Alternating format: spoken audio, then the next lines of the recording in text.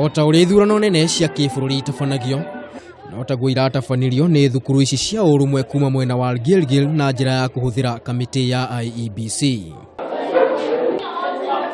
Arutwo marara laini gwĩthurĩra atongoria ao kuria kamiti ya ithurano na mihaka ĩgĩteithĩrĩrio nĩ arutani thukuru-ini ũyũ maratabanirie githurano gĩkĩ kĩnini kwa ihinda rĩa ithaa rĩmwe. Beth Kanyi nĩ mũtabania thĩinĩ wa thukuru ũyũ.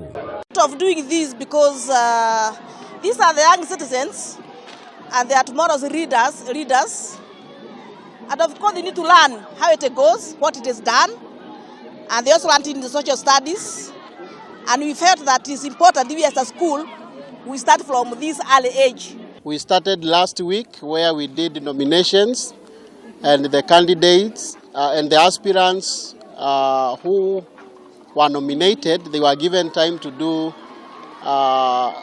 campaigning. Na arutwo aria marathurirwo iturwa-ini itiganite thĩinĩ wa thukuru ici mararĩ na maya ma kuuga. I'm actually a very happy person today to be elected as the president of Gilgil Hills.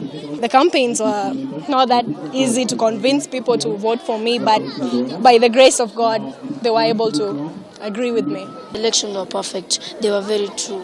And I'm urging the people who voted for me, I'm very thankful to them. And the people who did not, they had a reason for it. And I say thank you. Marian, Latifa Sophie. Thukuru nĩ ciũrĩtio kũrũmĩrĩra mũtaratara o ta ũyũ nĩguo gũteithĩrĩria ciana kũmenya na gũtaũkwo bata wa ithurano gũkũ bũrũri-inĩ. Ngiri Kameme TV rĩtwa rĩakwa nĩ Maina wa Mwangi.